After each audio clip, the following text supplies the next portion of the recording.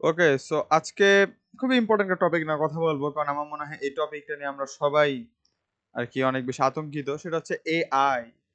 AI এখন সবকিছুর ভিতরে। হেল কয়দিন পরে দেখবো চামচের মধ্যে এআই টেকনোলজি এসে পড়ছে, যে এআই এর মাধ্যমে এখানে ব্যাকটেরিয়া ডিটেক্ট করে, যার কারণে পেটের মধ্যে আর ব্যাকটেরিয়া ঢুকবে না। তো এআই সবকিছুর মধ্যে ঢুকছে এবং 90% ক্ষেত্রে এটা ভোগাস। বাট এক দুইটা ক্ষেত্রে সেটা ভোগাস না, সেটা হচ্ছে তোমার চাকরির ক্ষেত্রে। ইয়েস। এখন অনেকগুলা পোস্ট আছে যেগুলা এআই এর থ্রুতে এখন রিপ্লেস হইতেছে, which is normal, which is হওয়ারই কথা, কারণ প্রযুক্তি আগাইতেছে এবং এটা থামবে না ভাই দাবে। তুমি যতই প্রোটেস্ট করো কিনা, তুমি যতই হ্যাঁ না বলো কিনা, এটা জীবনে থামবে না। এটা উন্নতি, এটা হবেই হবে। এখন এখানে যে প্রবলেমটা হইতেছে, আমি আমাদের বাংলাদেশের প্রেক্ষাপটে বলি। আমাদের বাংলাদেশে 90% স্টুডেন্ট বাংলাদেশে থাকতে চায় না। ওয়াই? কারণ বাংলাদেশের মধ্যে কোনো সুযোগ সুবিধা নাই, কোনো কিছুই নাই, যত সব ঝামেলা আমাদের ঘাড়ের মধ্যেই আসে। তার উপরে তো ভিসার ঝামেলা তো আছেই। বাট এই সব সাথে এখন একটা ঝামেলা শুরু হয়েছে, সেটা হচ্ছে এআই। এখন নর্মালি আমি বলি, ঠিক আছে, দেখো আমি বলি আমাদের বাংলাদেশের এডুকেশন সিস্টেম কতটা নিচু এবং কতটা নিম্নমানের তোমরা সবাই জানি। তো একাই তো দিচ্ছে তুমি নিম্নমানের পড়াশোনার এডুকেশন সিস্টেমে পড়াশোনা করতেছো। পড়াশোনা করে সাপোজ তুমি বিদেশে যাওয়ার প্ল্যান করতেছো এবং তুমি একটা জায়গায় আমাদের জব পাবা।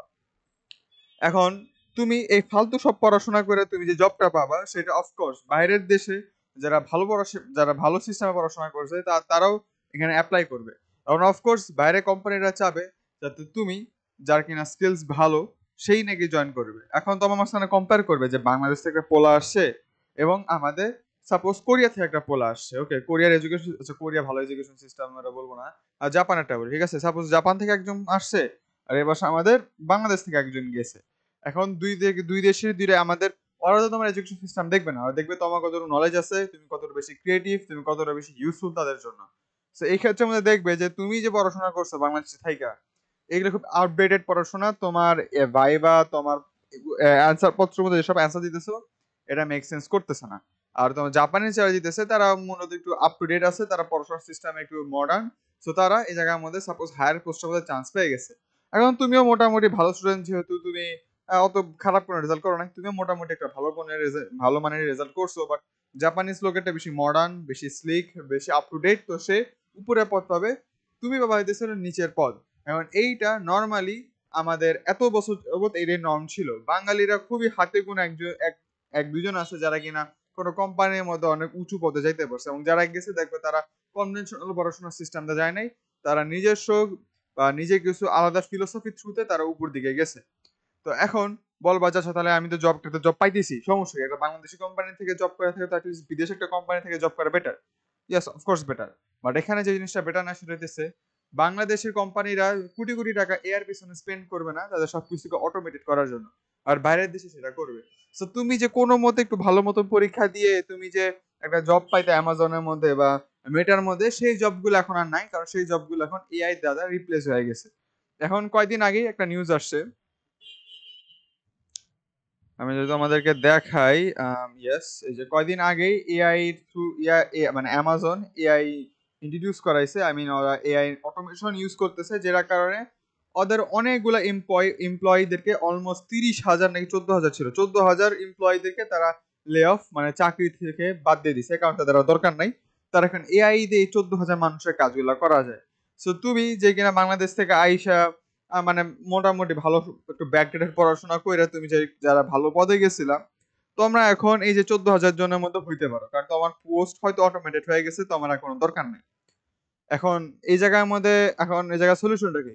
সলিউশনটা হইতেছে, তুমি যদি বাইরের কোম্পানিতে চাকরি করতে হও বা চাকরি করতে চাও বা দেশের বাইরে যেতে চাও, তোমার এরকম দেশের বাইরের এডুকেশন সিস্টেমের সাথে আপ টু ডেট থাকতে হবে। বাংলাদেশের পড়াশোনার সিস্টেম অনেক বেশি ব্যাকডেটেড। এটা আমি বলতেছি না, বাই দ্য ওয়ে অনেক রিসার্চাররা বলতেছে, এবং তুমি পড়াশোনার মান দেখলে বুঝে যাবে যে কতটা ব্যাকডেটেড আমরা।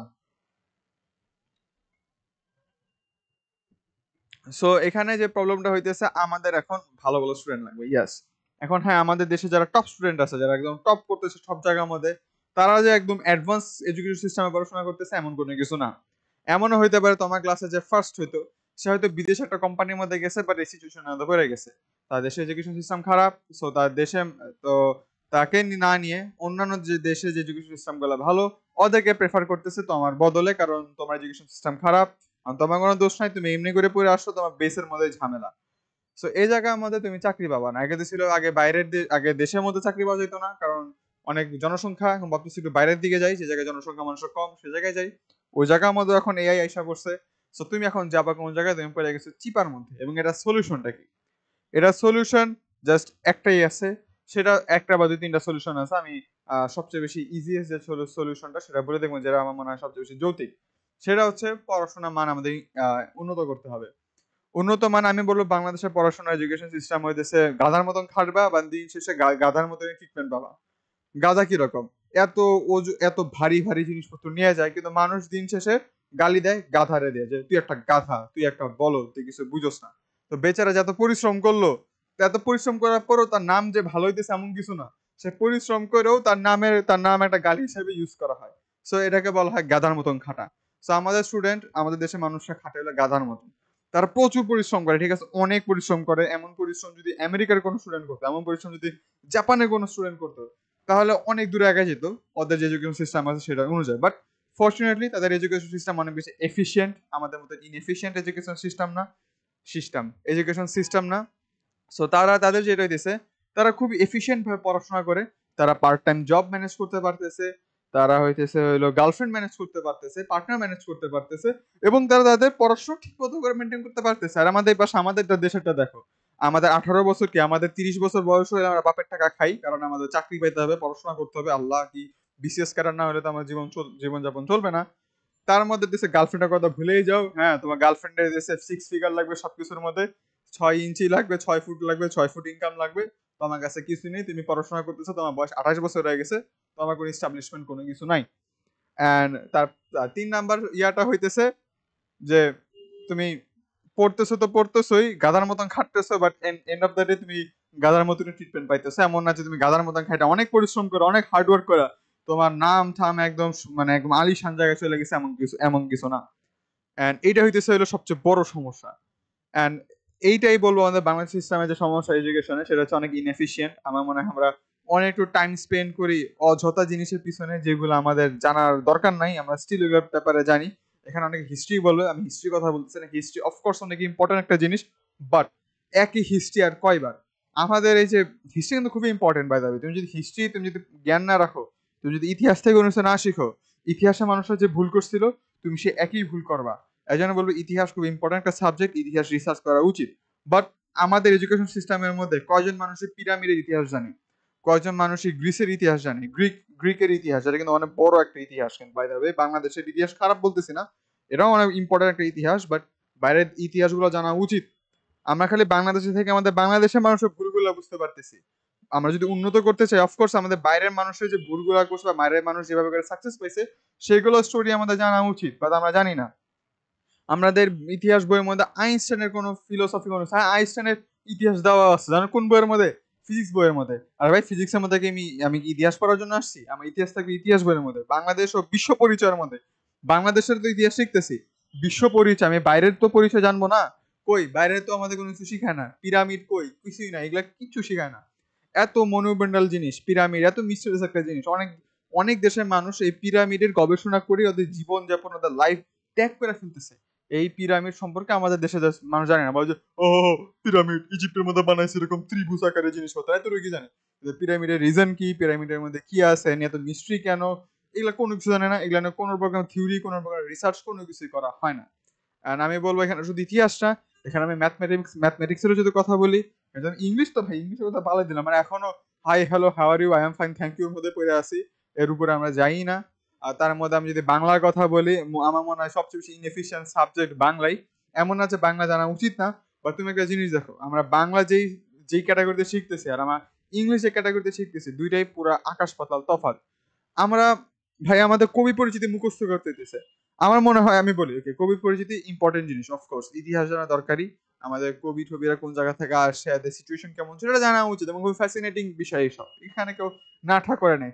কিন্তু কোন কবি, 10-20টা মতো কবি থাকবে, 10-20টা কবি কোন ভার্সিটি থেকে কোন ডিগ্রি পাস করছে, মানে একবেলা আমি যদি জীবনে কবি হই, ঠিক আছে, তোমরা কুক ভাই, আমি 9টা স্কুল কলেজে পড়ছি, আমার তোমরা 9টা স্কুল তোমাদের 9টা স্কুল কলেজের নাম মুখস্থ করতে হবে, যে হ্যাঁ রাফি সাদমান খান ওরফে অমুক কবিতা লেখছে, সে 5 বছর বয়সে অন্বেষা স্কুলে পড়তো ময়মনসিংহে, সে 8 বছর বয়সে চিটাগং ইন্টারন্যাশনাল স্কুলে পড়তো চিটাগং এর মধ্যে, সে 11 বছর বয়সের মধ্যে অক্সফোর্ড ইন্টারন্যাশনাল স্কুলের মধ্যে পড়তো, ঢাকার মধ্যে।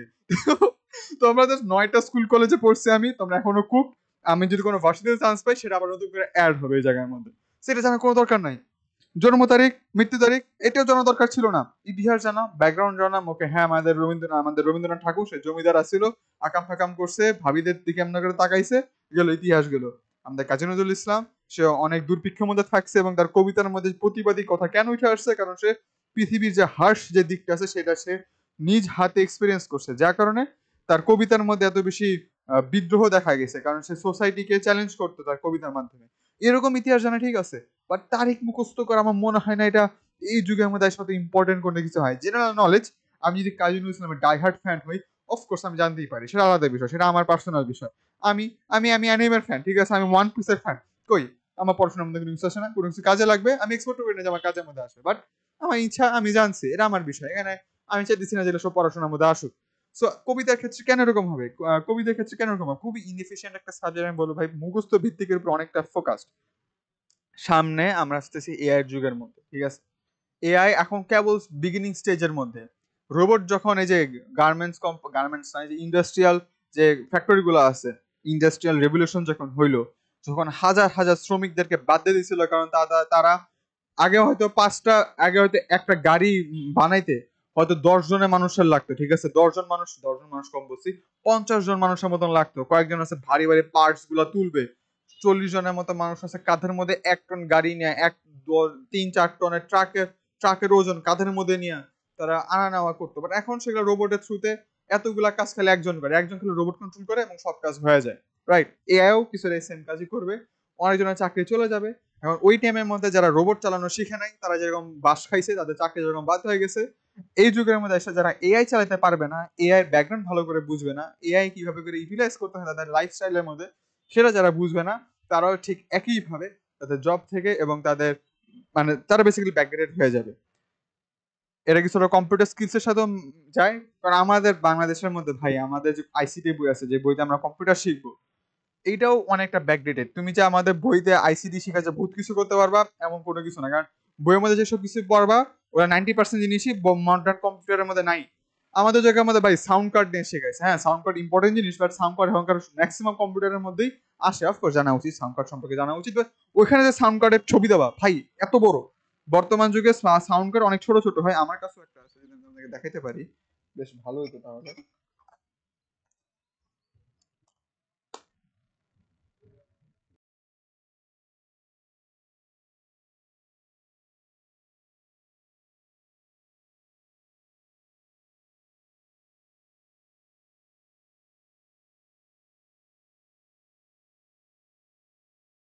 ওই আমি সাউন্ড কার্ড খুঁজতেছিলাম, রিয়েলাইজ করলাম আমার সাউন্ড কার্ড মেবি লাগানো। ওকে, আমাদের বইয়ের মধ্যে একটা সাউন্ড কার্ড শিখাইতো না, সাউন্ড কার্ডে কতটুক এত বড় বড় সাউন্ড কার্ড থাকে।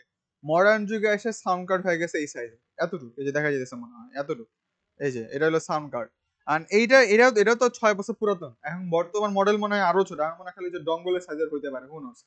তো আমরা যেটা শিখতেছি ওগুলো খুবই ব্যাকডেটেড, ওগুলো কোনো নতুন কোনো কিছু না। সো আমাকে বলো ভাই, এত ব্যাকডেটেড থেকে কোনো লাভ আছে? এত পড়াশোনা করবা, এত পরিশ্রম করবা, গাধার মতন খাটবা, দিন শেষে যায় দেখবা যে তোমার জব হইতেছে না। তুমি বাইরে যাওয়ার চেষ্টা করবা, বাইরে যাই দেখবা যে তুমি একটা বিরাট বড় কম্পিটিশনের মধ্যে পড়ে গেছো। একেতে আমাদের জায়গায় তুমি গাদার মতন খাটছো, মাথা থেকে চুল ছড়াইছো, তো আমাদের যারা মেয়েরা ছিল তো আমাদের স্কিন নষ্ট হইতেছে জায়গায় আমাদের পড়াশোনা করে, রাত জায়গায় জায়গা আজ এরা স্ট্রেস নিয়ে এত পড়াশোনা করে ভাববা যে আচ্ছা ফাইনালি আমি দেশে বাইরে যাই, আমি ভালো কিছু করতে পারবো। দেশে বাইরে যাই দেখবা তো তুমি যেরকম করে এরকম আসার চেষ্টা করতেছো, তোমার মতনই ওই অন্যান্য দেশের মানুষও জায়গায় আসার চেষ্টা করতেছে, যারা কিনা তোমার এডুকেশন সিস্টেমের থেকে আরো ভালোভাবে শিখে আসছে, যারা কিনা আরো বেশি এফিসিয়েন্ট ভাবে পড়াশোনা করে আসছে এবং তোমার থেকে ভালো পারফরমেন্স পাইতেছে। তুমি আগে আগে হয়তো কোনো মতো একটা জব পাইতা, বাট সেই জবটা এখন পাবা না, কারণ তুমি এখন এআই দ্বারা রিপ্লেস হয়ে যাইতেছো। সো মিডিওক্রেসির এখন সময় থাকবে না, তুমি যে কাজটা করবা তোমার ওখানে একদম 100-100 এফিসিয়েন্ট এবং 100-100 এক্সিলেন্সি ওই জায়গার মধ্যে তোমার গেইন করতে হবে। হ্যাঁ তুমি হয়তো এক ধরনের জব পাইতে পারবা, সেটা হচ্ছে ফিজিক্যাল জব, বাথরুম সাফ করা, ড্রেন সাফ করা, কোনো কনসার্ট হবে কনসার্টে বিল্ডিং সব সেট করা, ট্রাক ড্রাইভার, ট্রাকের ম্যানেজার, তুমি এইসব হইতে পারো বাইরের দেশে, এবং এইসব দেশে দেখলে টেকনিক্যালি আমাদের দেশের থেকে ওই জায়গার মধ্যে এগুলার সম্মান বেশি, প্লাস এগুলার ইনকামও বেশি ওই জায়গার মধ্যে। বাট তুমি দিন শেষে যায় তো পড়াশোনা করে তুমি দিন শেষে কিছু করতে পারতেছো না, তুমি খুবই হোপলেস একটা সিচুয়েশনের মধ্যে পড়ে যাবা। কারণ এই জায়গার মধ্যে জাস্ট একটা বাচ্চার উপায় আছে, তুমি যদি একদম এ ক্লাস স্টুডেন্ট হও। আর আমি বলতে পারি যে সবাই এ ক্লাস স্টুডেন্ট হইতে পারবে না, অ্যান্ড ইট ইজ ইম্পসিবল। অনেকে আছে ফিজিক্যালি পারবে না, অনেকে আছে ইচ্ছা নাই, এবং অনেকে আছে চেষ্টা করেও পারবে না, কারণ তাদের ওইরকম বাই বন্ড যে ক্যাপাবিলিটি আছে এরকম না, এবং অনেক আছে too late. It's too late, তোমার বেসিক গ্রো করার কোনো সময় নাই, ইটস টু লেট, করার কিছু নাই। সো এইটা হইতেছে আমাদের আসল সময়, এবং এইটা হইতেছে আমাদের আসল প্রবলেম। এআই যে প্যান্ডামিকের মধ্যে আমরা আসি, এবং এর জন্য কি কি বলবো, আমি বলবো তোমরা পড়াশোনা অফকোর্স করো, ভালো করে পড়াশোনা করো, বাট দেশে পড়াশোনার পাশাপাশি আমি যেটাকে বলবো যে বাইরের দেশে মানুষ কিভাবে করে পড়াশোনা করতেছে, এবং বাইরের দেশে কোন কোন টপিকগুলো এখন ট্রেন্ডিং এ আছে। যেমন তুমি যদি এখন এআই খুব ভালো করে মাস্টার করতে পারো না, বাইতে আমি কোনো এআই কোর্স বিক্রি করবো না, ঠিক আছে? এই চিন্তা করো না যে আমি এত কিছু কথা কইতেছি, দিন শেষে বলবো যে আমার এআই কোর্সে ভর্তি হও।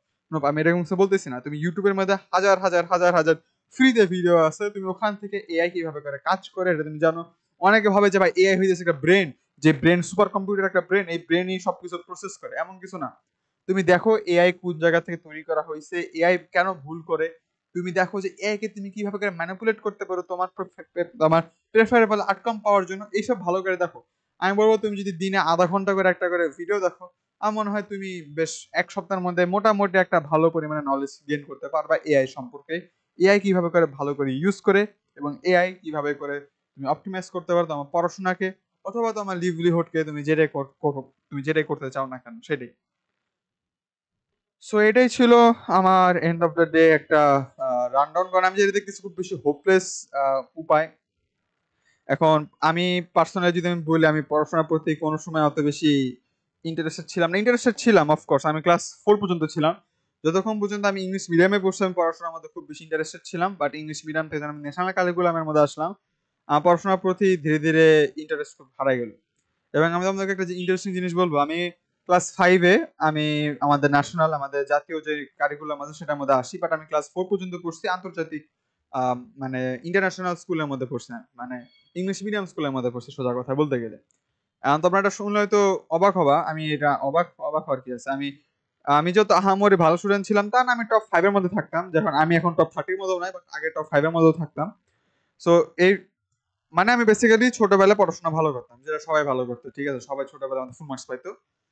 ইন্টারেস্টিং জিনিস জিনিস হইতেছে বাংলা, হ্যাঁ বাংলা বাদে, বাংলা সাবজেক্টটা বাদে আমি ক্লাস 4 পর্যন্ত যতটুকু পড়ছি, একদম প্লে থেকে আমি কিন্তু 4 পর্যন্ত পুরোপুরি আচ্ছা প্লে গ্রুপ আমি বাংলা মিডিয়ামে পড়ছিলাম, বাট তার নার্সারি থেকে শুরু করে একদম ক্লাস 4 পর্যন্ত আমি পড়ছি ইংলিশ মিডিয়াম স্কুলের মধ্যে। এবং ক্লাস 4-এর নলেজ দিয়ে, তোমার বিশ্বাস করবা কিনা আমি জানি না, আমি ক্লাস 4-এর নলেজ দিয়ে আমি পুরো ক্লাস 8 পর্যন্ত ক্যারি মারছি, খালি বাংলা সাবজেক্ট বাদ দিয়ে। কারণ বাংলা ব্যাকরণ আমার ইংলিশ মিডিয়াম স্কুলের মতো অত বাজেভাবে করে পড়ায়নি। ওখানেও ছিল, ওখানেও এমন না যে ওখানে বিদেশ মানে বাংলা কিছু শেখানো, ওখানেও বাংলা আছে বাই দা ওয়ে। বাট বাংলার যে আমাদের নর্মাল নর্মাল ইয়ার মধ্যে যে এত বেশি ফোর্সফুলি করে, এমন করে কিছু না। এবং তুমি দেখতে পারো আমার কিন্তু বাংলা ভাষা নষ্ট হয়নি, ঠিক আছে? আমি এখন নিজেও আমার আঞ্চলিক টানে কথাবার্তা বলি, এমন না যে যারা ইংলিশ মিডিয়ামে পড়ে সবারই হ্যালো তোমরা কেমন আছো, সবারই ভাষা যেমন হয় যেমন কোনো কিছু না। আমি কিন্তু নর্মালি কথা বলি, ঠিক আছে? আমার কিন্তু কোনো সমস্যা হয় না, আমি নর্মালি কথা বলি। তো এটা আমি বলতেছি যে সবাই ইংলিশ মিডিয়ামে সবাই যে হ্যালো ব্রো তুমি কেমন আছো, সবার যেরকম অ্যাকসেন্ট হয়ে যায় বাংলার, এমন কোনো কিছু না। ওগুলা ওগুলা ওরা ওরা আলাদা ডিফারেন্ট ব্রিডের মানুষ। বাট আমি তোমাকে যদি জেনুইনলি বলি, ইংলিশ মিডিয়ামে পড়াশোনা অনেক বেশি অ্যাডভান্স। আমি ক্লাস 4-এ পড়াশোনাতে ক্লাস 8 পর্যন্ত কাটাই দিয়েছি। আমার কোনো কিছু পড়তে হয়েছে ইনএফিশিয়েন্ট ওয়ে পড়তেছে, ঠিক আছে? আমি ট্রিগোনোমেট্রি দেখি, ওকে ট্রিগোনোমেট্রি আমি ওই জায়গায় শিখতাম 2 লাইনের মধ্যে, এখানে 2 লাইনে করতে পারবো, বা 2 লাইনে করা যাবে না, কারণ 2 লাইনে করলে 4 মার্কস পাবা না। 4 মার্কস করার জন্য তুমি ইচ্ছা করে তোমার একটা যে জিনিস তুমি খুব ইজিলি সলভ করতে পারতা, সেটাকে তোমার বড় করতে হবে টেনে, যে তুমি 4 মার্ক যাতে পাও। আমাদের সিস্টেম হইতেছে এরকম, বুঝছো? খুবই ইনএফিশিয়েন্ট একটা সিস্টেম। এর কারণে আমি ট্রিগোনোমেট্রিতে জীবনে ভালো করে নাই, despite being one of my favourite topics in mathematics.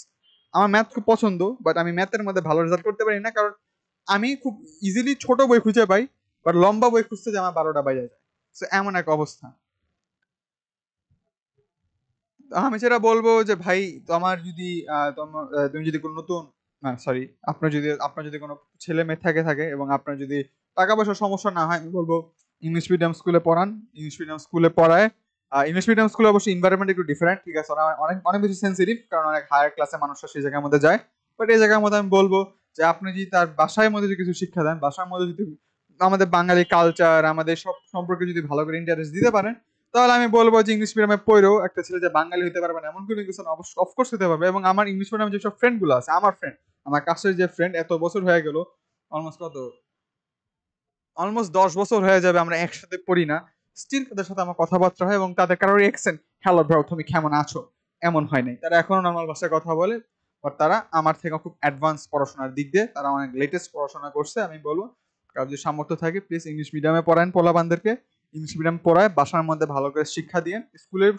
স্কুলের মধ্যে আমার মনে হয় না স্কুলকে কারো পাঠানো উচিত ব্যবহার শেখানোর জন্য, ডিসেন্সি শেখানোর জন্য। আমার মনে হয় না স্কুল একটা অ্যাপ্রোপ্রিয়েট জায়গা। আমার মনে হয় না বাংলাদেশের কোনো স্কুলের মধ্যে, ইন্টারন্যাশনাল স্কুলই হোক আমাদের ন্যাশনাল স্কুলই হোক, একটার মধ্যে আমাদের পোলাপান কেমনে বিহেভ করবে এগুলা শেখানো হয় না। এগুলা সব পারিবারিক শিক্ষা।